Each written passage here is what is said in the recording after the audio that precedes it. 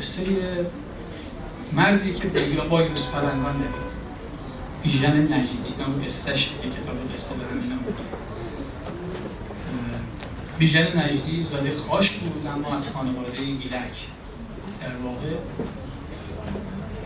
گیل مرد بود و برگشت خیلی زود، برگشت به گیلان، همینجا درس خوند. پدرش هم خب در اون مبارزاتی که داشت در دهه‌های 20 و 30 کشته شد. یعنی کودکی بدون پدر بزرگ شد و آمد در لاهیجان درس خوند، دیپلمشو گرفت و بعد رفت دانشگاه رشته ریاضی خوند.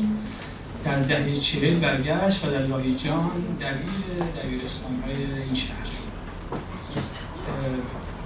در 1376 هم بر اثر سرطان ریه درگذشت. بیژن نجدی از پیشروهای ادبیات مدرن، یک نویسنده‌ای که داستان‌هاش پر از استعاره، پر از شعر. حتما باید خوند. شعرم گفته اما خیلی کم بهش اشعارش پرداخته شده. اون چه که ما برای شما اجرا می‌کنیم یکی از شعرهاش، جناب ابر. در واقع بیژن نجدی خیلی با مزه نشسته و با ابر داره صحبت می‌کنه، با باران. باشون حرف میزنه، بهشون تعارف میکنه که بفرمایید بشینید با حرف بزنید. و در مورد چی میگه؟ بیژن نجدی اگر به مرگ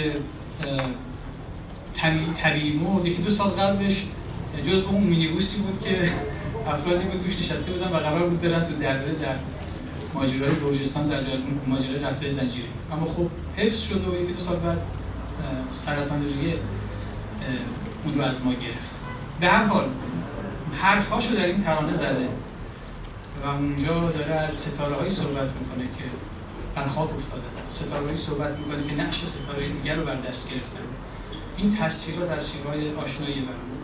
این رو برای شما اجرا خواهیم کرد. در جایی که بیژن نجدی نشسته، ما نشستیم و داریم با باران ابر حرف میزنیم.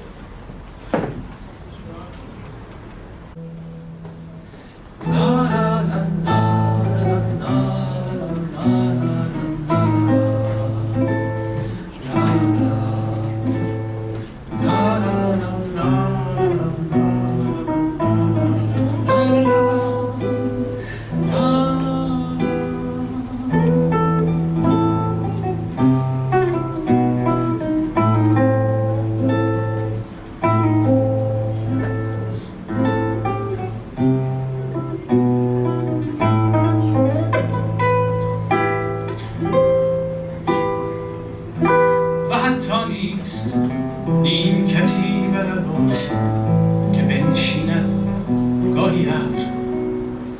پس صندلی گذاشتم بر بالکن، دست‌های باران در دستم سرد. بفرمایید بنشینید باران بالا بلند من. بر سقف پشتی گذاشتم بالش که تکیه کنی، با تو هستم من جناب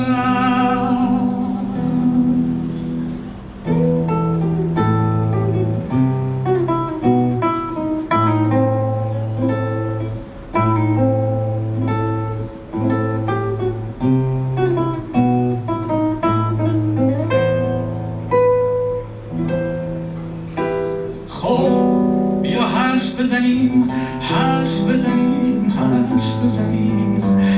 آن بالا چه می‌گذرد ابر؟